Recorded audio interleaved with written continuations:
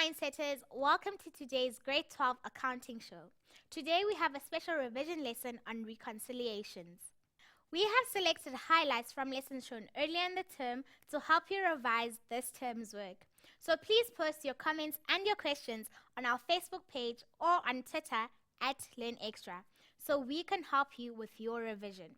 You can also download the show notes for today's lesson from learn.mindset.co.za or click on the link on our Facebook page. Now it's time to get on with today's lesson. In this question,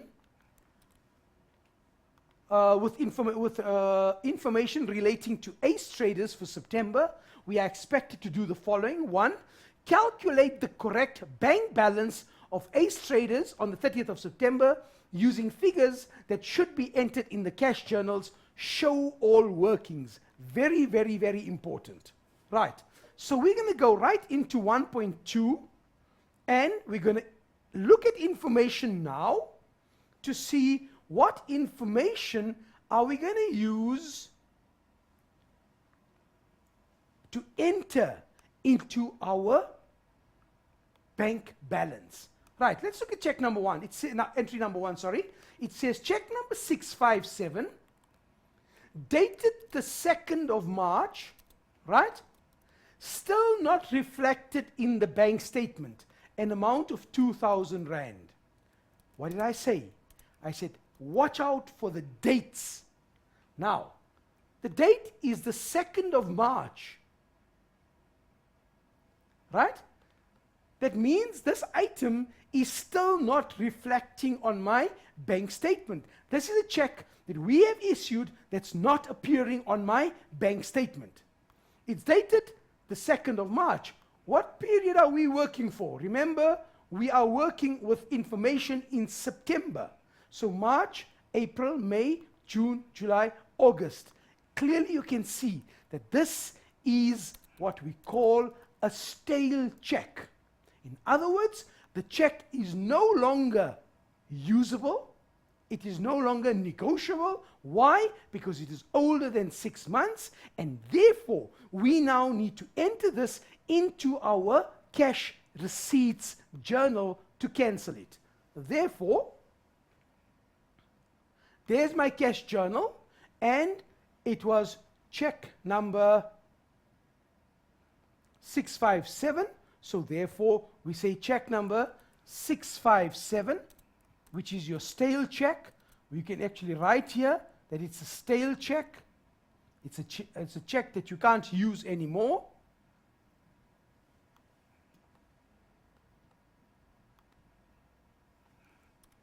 $657, a stale check, right? And the value of the check was 2,000 Rand. Okay, that was from my information, and that amount is now dealt with. Let's look at the next item. A deposit dated the 11th of September, right? Remember, we're working at the end of September. Not reflected in the bank statement, 43,000. Now, I want to do this in a different color just to bring it specifically to your attention. What do we know about deposits? We know that if a deposit is made, then surely, promptly, that deposit needs to appear on my bank statement. Okay? Now, they're telling you a deposit dated the 11th of September. That means a long time ago. Why? Because in this technological age, the moment you make a deposit, very soon after that, it should appear on your bank statement. They're telling you it's not reflected on your bank statement. In other words, something is not hunky-dory. There seems to be a problem somewhere. Right. Now, in terms of the prudence concept in accounting, where we realize possible losses, we immediately make the entry. And what is that entry we're going to put through? We're going to say debit loss of cash or theft of cash. We're going to debit an expense account, and we're going to credit our bank account. In other words, In other words, what we're going to say is 43,000 loss of cash, right? And remember that that is a cash payments journal entry, so it's reducing. So in other words, what we are saying is that it's not appearing on my bank statement. Something is fishy here. There's a problem with it. Therefore, we are reversing the entry.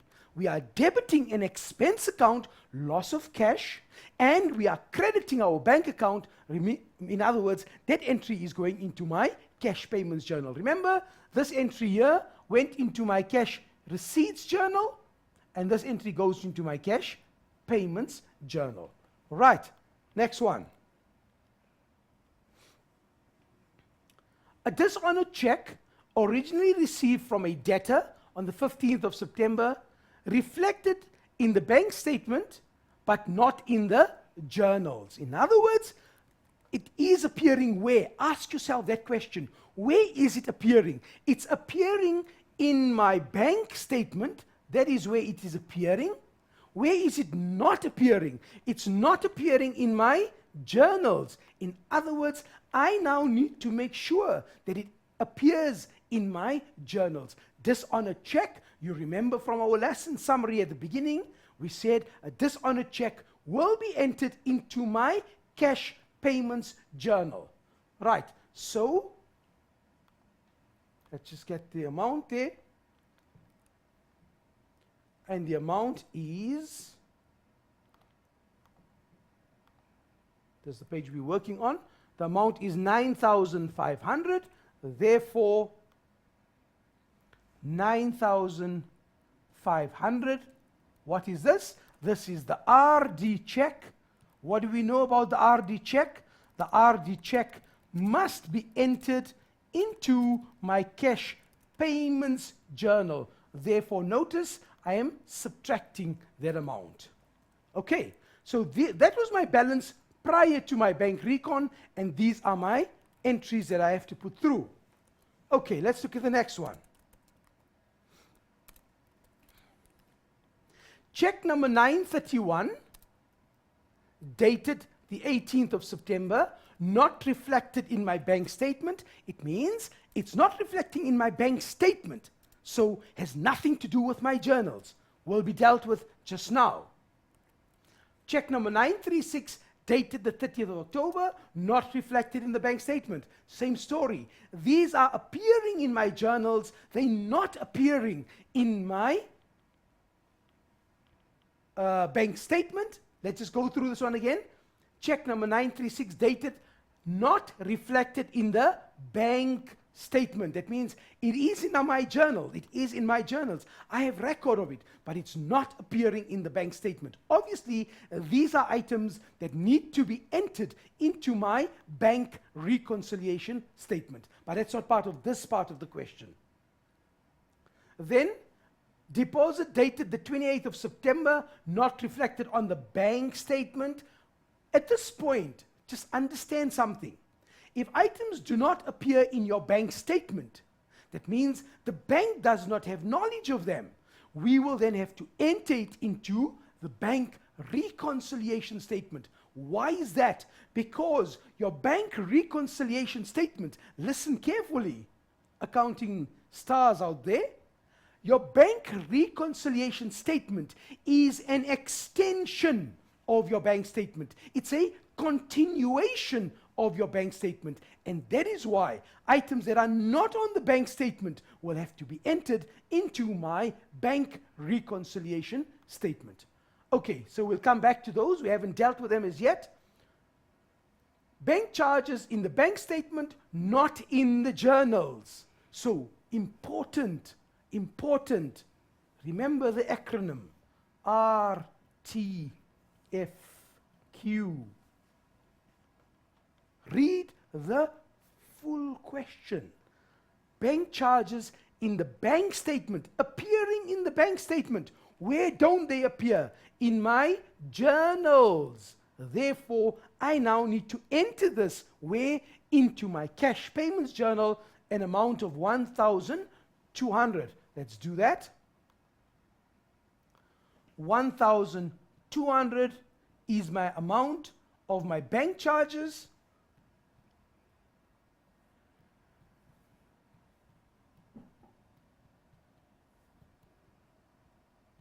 And what do we find?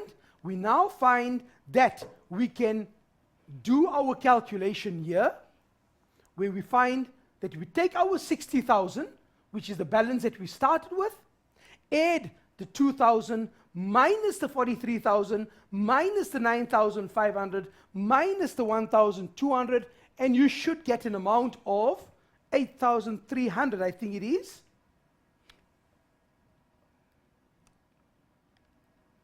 Okay, so what does this mean?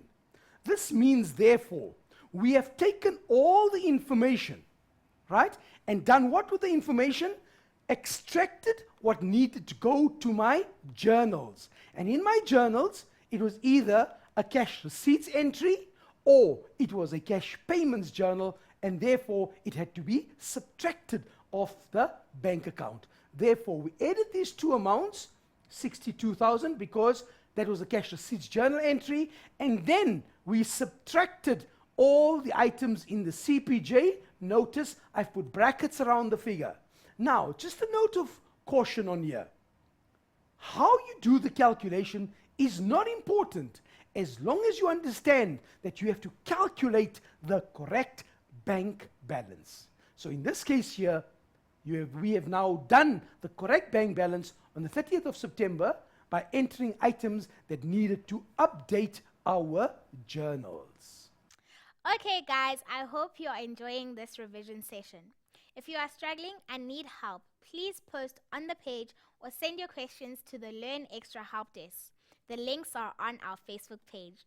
But now it's time to take a very quick break. Don't go away, we'll be right back.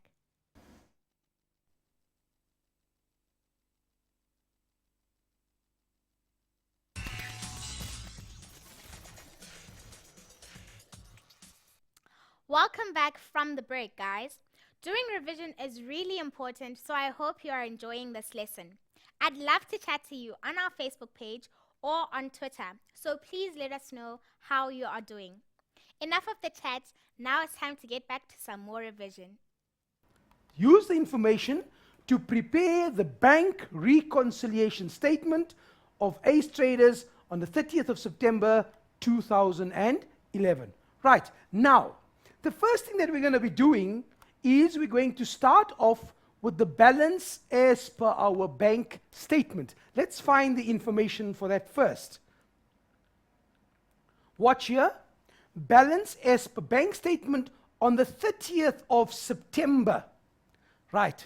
If you recall what I said that my bank reconciliation statement is a continuation of my bank statement. So if I'm continuing from a certain point, I have to start off where the other one ended. Where did the other part end? My bank statement ended on a favorable balance of 17,600. In other words, guys, what are we saying? We're saying the following. Watch. It's a credit balance as per bank statement, right? And that amount is an amount of 17,600. So therefore, 17,600 as my opening balance. Remember what I said. Always remember that look at the information. What am I told in the information? I'm told that my bank statement has a favorable balance of 17,600. So that's where I started from. Now watch this question very carefully. My bank balance was 60,000. Do you recall we already amended that figure? Right. Now, when I compared my bank balance with my balance as per my bank statement, surely there was some discrepancy. There was a difference. And the difference was the 42,400 given to me in my question, which necessitated, I then had to go back and say, fine, there's a difference between what I say I've got in the bank and what the bank say that I've got in my account. So obviously, the word reconciliation, and I'm sure there were times, AB, that you had to reconcile with some people. We won't say who. And the mindsetters out there had to do some kind of reconciliation And yourself. in our lives. Definitely. All of us. Right? So what we're saying is sort out the difference. Now look at it from an accounting perspective. We're reconciling the bank statement balance, which says 17,600. My bank account says 60,000. Clearly you can see a difference. Right. So we've sorted the bank out. Let's go to the bank recon. So we start our bank recon with a credit balance as per bank statement, 17,600. Now, if you recall, this one is done and dusted. We sorted it out. Remember, we put it where it belonged.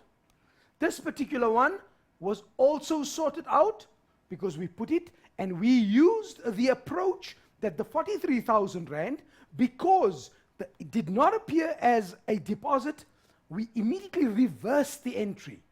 Right, now remember I told you, I said there's another possibility that you could do. Had we not done what we did by putting the amount in my cash payments journal, we could have put this as an outstanding balance again in the bank statement. Okay, so there are two methods of dealing with this particular one, this outstanding deposit dated the 11th of September. And the two possibilities are, one, you show it again in your bank recon as an outstanding check. Sorry, let me repeat that. You show it again in your bank reconciliation statement as an outstanding deposit, or you do what we did, and which is the more correct one, we immediately wrote it off where? In my cash payments journal. And remember I said we debited stock cash lost or theft of cash, and we credited our bank account. So in terms of what we have done in this particular scenario, we have dealt with that figure already. The dishonored check also done and dusted. Now watch here. Check number 931, dated the 18th of September, not reflected in the bank statement. Okay? So we also had to do something with this particular item. Let's go back to our question here where we worked, and you can see that here's it. Can you see? Check number 931, dated the 18th of September. It's not reflecting in the bank statement. Therefore, what are we going to do with it? We're going to enter it into the bank statement as debit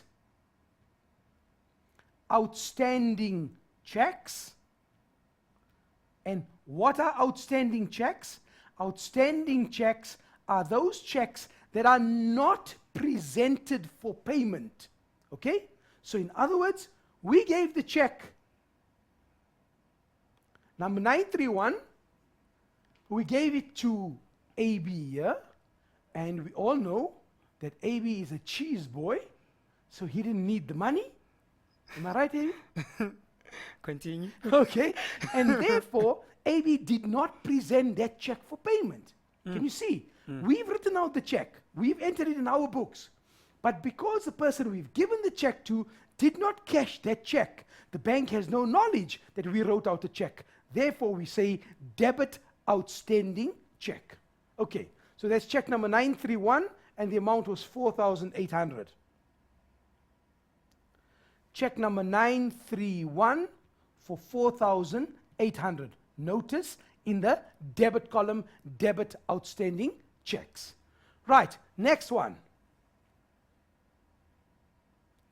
So this one is dealt with. Check number 936, dated the 30th of October, not reflected in the bank statement. Now, there's a distinct difference between these two checks. What is the difference? One, this check, number 931, dated the 18th of September, is a current dated check. It's a check that AB did not need the money right then and there, therefore did not deposit it.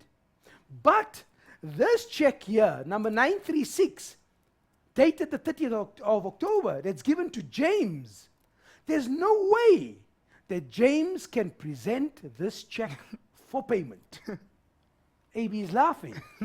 Why can't James present this check for payment? Notice the difference, and this is what I want to draw your attention to. This is a current dated check, 18th of September. But check number 936 is dated the 30th of October. The only time James can present this check for payment is on the 30th of October. Up until that time, this check is what we call a post-date check that we have issued and cannot be presented for payment. Got it? So notice, two checks. Both of them go to my bank reconciliation statement. Watch. This check number is 936 for 10,200. So it's check number 936 for 10,200. Okay, both outstanding checks, both checks not presented for payment. But this one here, for what reason? Because simple, it was just not presented for payment. But this one here, 936, is because it's a post-dated check. It cannot be presented for payment. The only time James can present this check for payment is on the 30th of October. So until such time, this check will appear in my bank reconciliation statement as an outstanding check. Got it? Good. Right, next item. So we sorted with that one. A deposit dated the 28th of September. Right now, the question that you may be asking is that why are these two deposits treated differently? Remember the one of the 11th of September. It's been a long time.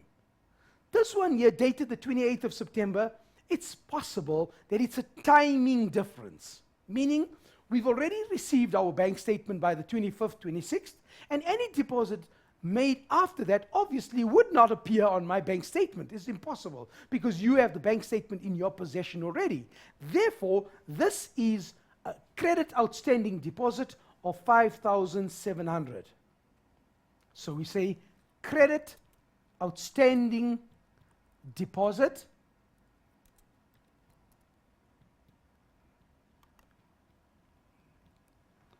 and that amount was 5,700. Okay. So we've got that one sorted.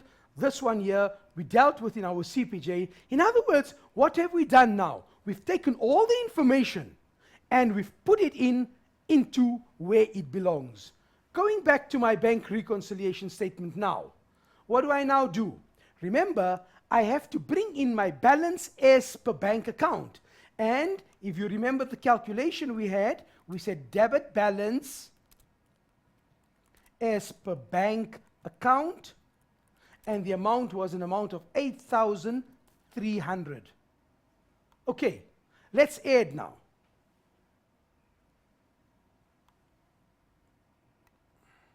Let's just move the calculator so we can add 17,600 plus the 5,700 will give me an amount of 23,300. 23,300. Okay, and then let's take the 4,800 plus the 10,200 plus the 8,300, and my figure is 23,300. Voila, AB. Can you see what happened? My bank reconciliation statement worked out. It means that you have now reconciled your bank statement balance with your balance as per your bank account. Okay, guys, I hope you're enjoying this revision session. If you are struggling and need help, please post on the page or send your questions to the Learn Extra Help Desk. The links are on our Facebook page. But now it's time to take a very quick break. Don't go away. We'll be right back.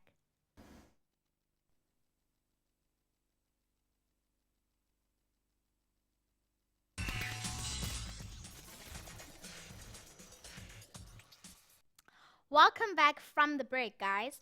Doing revision is really important, so I hope you are enjoying this lesson. I'd love to chat to you on our Facebook page or on Twitter, so please let us know how you are doing. Enough of the chat, now it's time to get back to some more revision. This question says, you are the internal auditor of Valentine Stores, a gift shop owned by Mark Masuku. The creditors control account and the creditors list were prepared by the bookkeeper, Ditsy Donald. Now, Ditsy was a bit dizzy, and the postings from the journals have been done, but you have noted a number of errors and omissions. Now, before you even commence, mindsetters, ask yourself this question. What am I doing? What am I reconciling? They told you that the creditors control account and the creditors list were prepared by the bookkeeper. Immediately it draws your attention to another reconciliation. Remember, not the external one that we did in the previous segment, but another reconciliation where we are reconciling our creditors control account with the creditors list. And you've noticed a number of errors and omissions. The first question says, the creditors control account reflected a balance of 61,417, while the total of the creditors list from the creditors ledger reflected a total of 59,387. Clearly you can see these two are not in agreement. Okay? And as a result of that, the question says, briefly explain why it is important that these two figures agree. Right. So therefore, what are we going to say? Number one, your creditors control account, remember, is a summary of your creditors list, of your creditors ledger. Therefore, these two must always be in agreement. So what does this mean? It means that we need to check up if all the journals have been posted correctly. So check your postings. Right? Remember that the control account and the creditors list serve as a check against one another. And therefore, it is important for these two to be in agreement. Remember something else, that whatever you've done, in particular to your creditors' accounts, it means whatever you've done to creditor A, creditor B, creditor C, you've done in total to your creditors' control account. So at all times, these two must be in balance. So if they are not in balance, as our example is here, we can see that these two figures are not the same. We need to, the question says, briefly explain why it is important that these two figures must agree. I've explained to you that the one serves as a check on the other. We need to take into consideration that the creditor's ledger at the end of the day must be in agreement with the creditor's control account. There may be errors, there may be omissions, there may be fraud taking place. So it all falls within the ambit of internal control. So you ask yourself the question, with regards to internal control, what is the purpose of internal control? Remember, internal control is there to safeguard the assets of a business, right? And likewise, there may be possibilities that fraud may be taking place, and therefore, that's the reason why we would ensure that we have internal control in our business. Okay, now, going back to the question. The question says, that there were certain errors and omissions. How are we going to deal with these errors and omissions? Let's take the first one. It says here, a credit invoice for trading stock purchased from Cornell Limited for 3,400 on the 28th of July 2009 was not recorded at all. It means it was not recorded at all. It was left out of both the control account as well as the list. Now, ask yourself, how will I correct that? Where will I correct it? Right. Now, taking into consideration the following.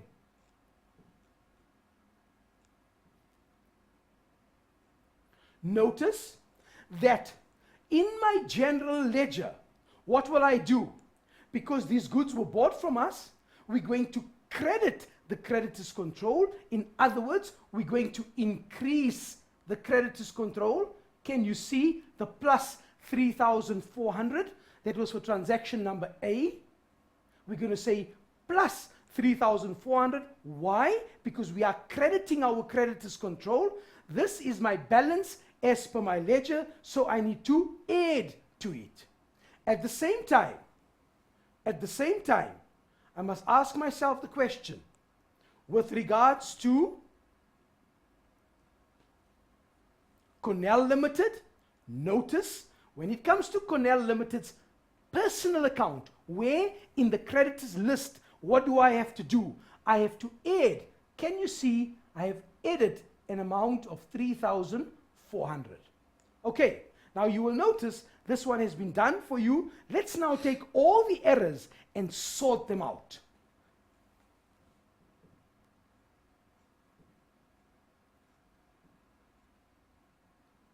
Number 2, stock purchased on credit from Cornell Limited, 7,200, was incorrectly posted to the account of Yolisa Wholesalers. Right, understand what has happened. We bought stock from Cornell Limited. How much? 7,200. In other words, this transaction was incorrectly posted to the account of Yolisa Wholesalers. The first question that you need to ask yourself is, where has the error been made? Remember that this error has been made in both places and therefore is going to affect my control account as well as my list. Now, how will I correct that? Let's go to the control account first.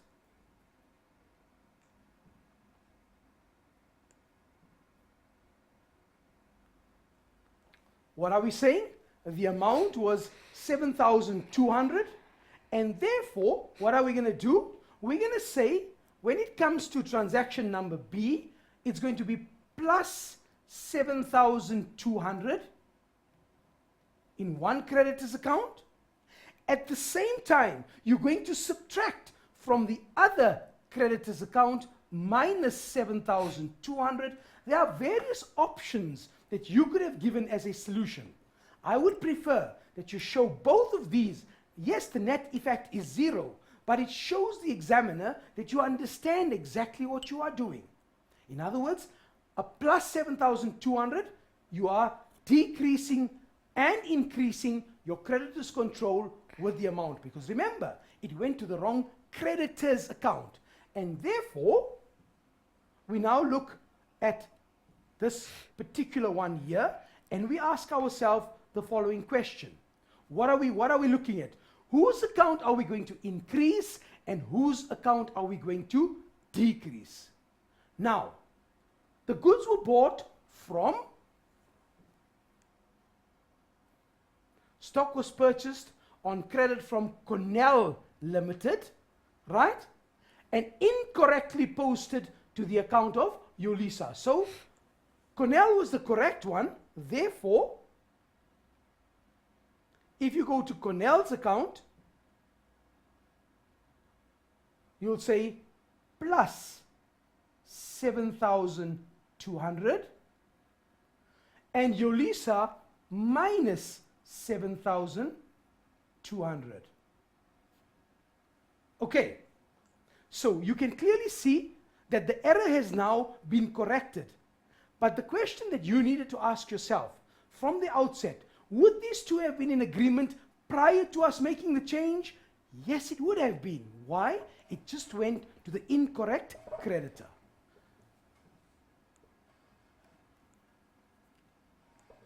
Let's take the next error. Interest of 258 Rand must be brought into account on the overdue account of Cornell Limited. That means we got to enter the interest that has been charged to us by whom? By Cornell Limited. The amount was 258 Rand. Immediately you tell yourself, right, where am I going to impact? The entry is going to impact on both my creditors control account as well as my creditors list. So in this case, it's going to impact on both places. Once again, let's go back to my, and you ask yourself, can you see these are the transactions that we are doing? So Cornell Limited, if they are charging us interest, what's going to happen to your creditors control account?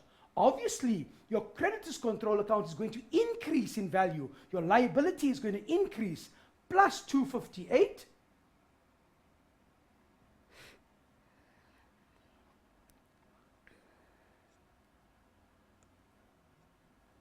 plus 258, right?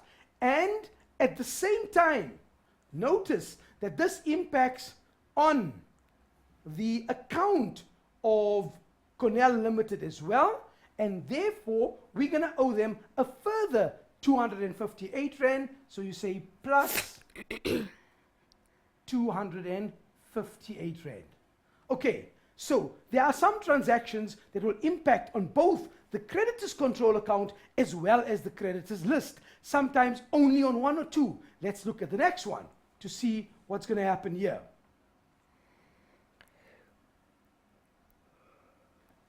The debit balance of Khan traders must be transferred to their account in the debtors ledger. Important. What are they telling us? They are telling us that the debit balance of Khan traders, okay? Now immediately it draws your attention to the fact that Khan traders has a debit balance, but they are creditors.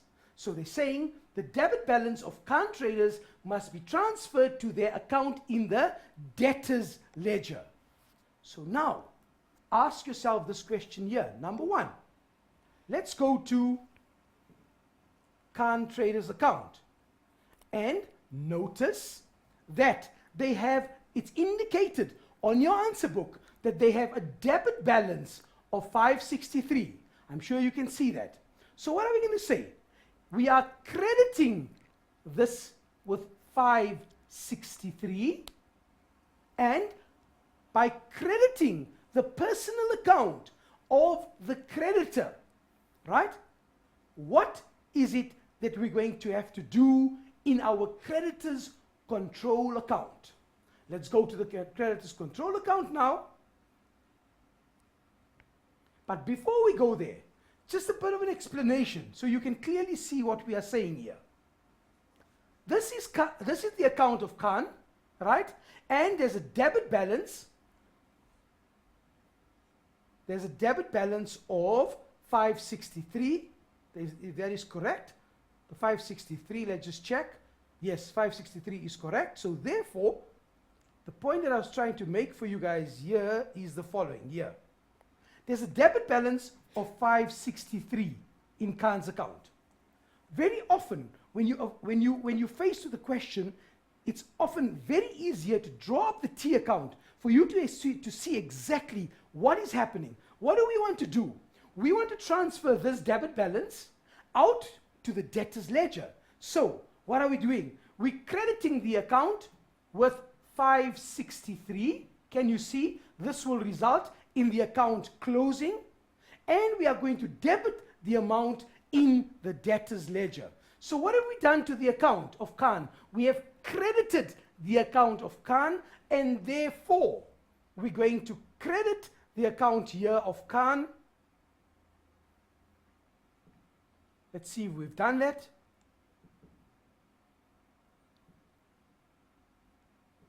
We have done it, I'm sure. Let's just find it.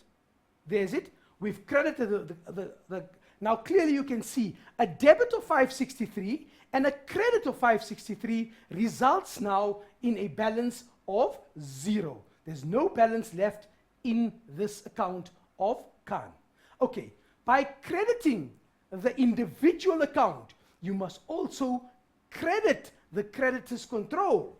And in order to credit the creditor's control, we got to ask ourselves, plus 563. Remember, when you credit the creditor's control, you are increasing it in value. Why? It's a liability. Creditor's control is a liability with a credit balance, and by you crediting it, you are increasing it in value. Okay, so keep that in mind. So a very simple solution to all of this here is whatever you do to the individual creditors, you have to do to your control account as well. Right, next one. Goods of 8,350 returned to Thankful Stores were incorrectly treated as a credit purchases and posted accordingly.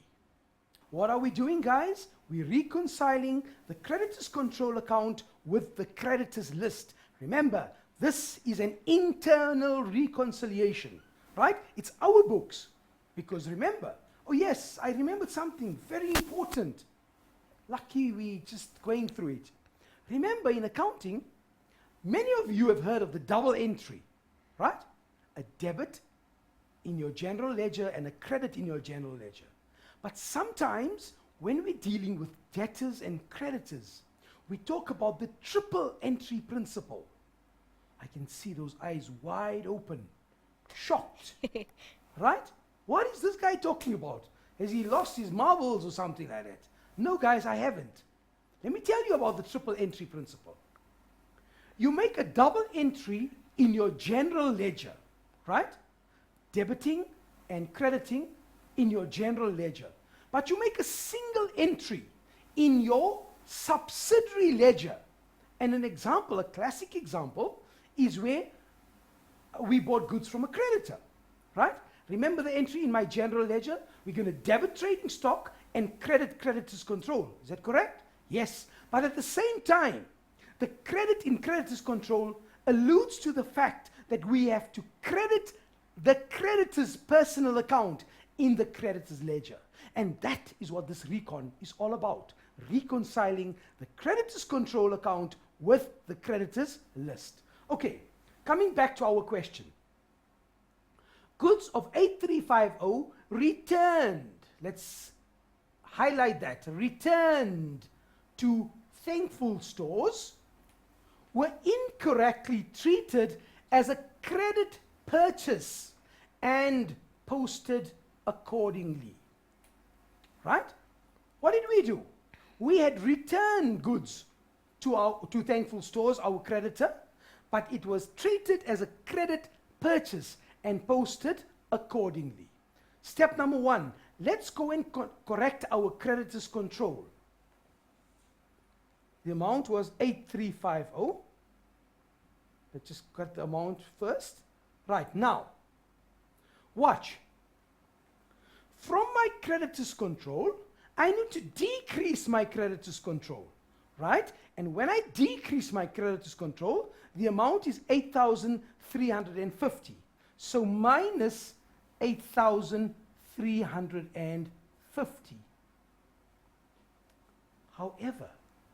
However, by me just doing that, I'm merely cancelling out the error. I'm only cancelling out the portion of the error. In other words, once again, let me show you the ledger account, right? If we say we treated it as a purchase of 8350, so by me debiting this account with 8350, decreasing it, you can clearly see all that I'm doing is I'm cancelling the error. And I'm not doing what was supposed to have done, which was a return to the creditor. Therefore, to fix this up properly, we need to make a second entry of 8350 on the debit side of my creditor's control. And therefore, notice, minus 8350 twice. You see that? Why?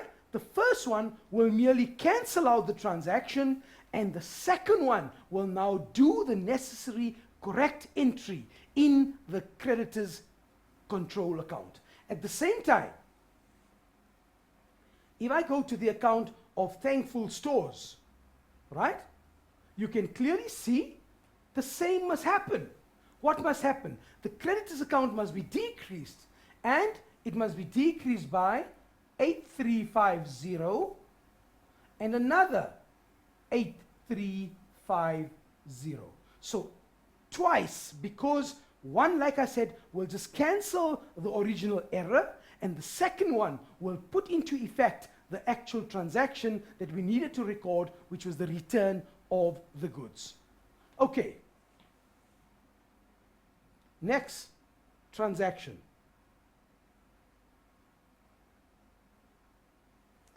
A discount of 230 Rand received from Ulisa Wholesalers was incorrectly posted to the creditor's ledger as 320. Right?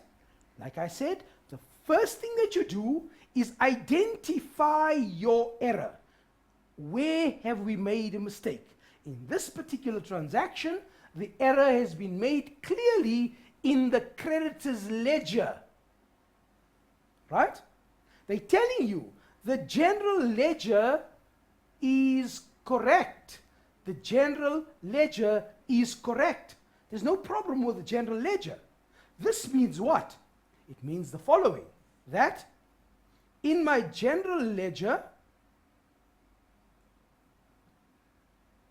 when it comes to the transaction here, you can clearly see no entry required. Why no entry required? Because my general ledger is correct. There's nothing to change there. However, in the account of the personal account of the creditor, right? Remember, it was Ulisa Wholesalers. And what was the problem? Let's identify the problem once again. We can see that a discount of 230, which we received from Ulisa Wholesalers, was incorrectly posted to the creditor's ledger as 320. So immediately you say, fine, take out your calculator, 320 minus 230, and your answer is 90 Rand. So there's a problem of 90 Rand. What happened with the problem? We had taken off too much of the account of Ulisa Wholesalers. We only received a discount of 230, but we took off 320. So add 90 Rand back to the account of Ulisa Wholesalers, and therefore here we'll say plus 90. Okay, this gives you a clear indication as to where the error has been made and how it must be fixed up. So whenever you are doing a question of this nature in the exams or in an activity, always ask yourself the first question: where has the error been made and how will I correct it? Okay. Looney, no questions yet for us? Nope, not yet. Okay. The amount of 2,100 reflected as a refund in the creditor's control account was in fact received from a debtor, Estain, whose account had previously been written off as a bad debt. Right. Now, if that happens, ask yourself the first question. And the first question is, where is the error? Let's go back. The amount of 2,100 reflected as a refund in the creditor's control account. Now let's do that by means of an example again. They're telling you that you have a creditor's control account, right? You received money, so you debited bank, and you credited creditor's control with 2,100. Right, now, what does the question say? It says there that the amount of 2,100 reflected as a refund in the creditor's control account was in fact received from a debtor whom, Estain, whose account had previously been written off as a bad debt. It has absolutely nothing to do with our creditors. The error is definitely in my creditor's control account. How will I fix this error? Here's it here. In order to cancel it out, I need to debit my creditor's control with 2,100, okay? And therefore, you can see how this transaction will not impact at all on my creditor's ledger, but will impact on my control account. By debiting my control account, what am I in fact doing? I am decreasing my control account. And therefore, you will notice that we have to make an entry. What number was this one here? It was number G, I think it is. Yes, it was G. And therefore, how are we going to correct it? Let's go to G. We're going to go to our, and we're going to say minus 2,100. Okay. Next one. Almost there, Luni. Okay. Almost there. Almost done with our reconciliation. Right. An amount of 80 Rand in the creditor's allowances journal for trading stock returned was posted to the wrong side of a creditor's account, Thankful Stores. The moment you come across an entry of this nature, like I've told you before, and I'm telling you again, always, if you have to, just open up the account, a T account, and ask yourself, what is the error that has been made? Let's look at the error once again. An amount of 80 Rand in the creditor's allowances journal. That means we had received an allowance from our creditor for trading, so it was posted to the wrong side of the creditor's account. In other words, what were we supposed to do with the account? We were supposed to debit this account with the 80 Rand. What did we in fact do? We credited it with 80 Rand. Right? Why am I saying this? An amount of 80 Rand in the creditor's allowances journal tells you that you were given an allowance. You had to reduce the amount that we were owing the creditor. But instead of reducing it, we posted it to the wrong side of the creditor's account, Thankful Stores. Number one, the error is made in the creditor's ledger. Does not affect my control account. So no entry in my control account. But in my creditor's ledger, you can clearly see that by me merely debiting this account with 80 Rand, what am I doing? I'm just cancelling out the error. So therefore, I have to double the amount on this transaction. Now listen, this is something important for the exams. Whenever an account has the amount on the wrong side, you can clearly see that was the wrong side. In order to correct it, you have to double it on the other side. So 80 plus the 80 will give you an amount of 160. I have one question. You've got a question? Yes. Okay, let's take From it. Kutlwano. Hi, I'm struggling to understand adjustment F. Why am I adding 90 Rand to your Lisa and not subtracting? Because, let's go back to adjustment F. What was this one? Why are we doing what? Adding 90 Rand to your Lisa. Because we were only given a discount. Right? Who am I talking to? Kutlwano. Utlano, listen to me, my darling. We were only given a discount of 230. Right? We recorded the discount as how much? 320. Can you see? We recorded too much of a discount. We only given a discount of 230, not 320. Therefore, the difference between the two is the 90 Rand. And therefore, we have to take it out because we were not given a discount of 320. We've come to the end of today's show.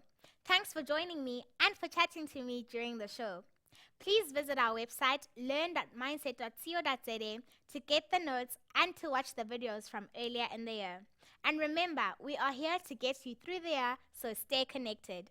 Goodbye.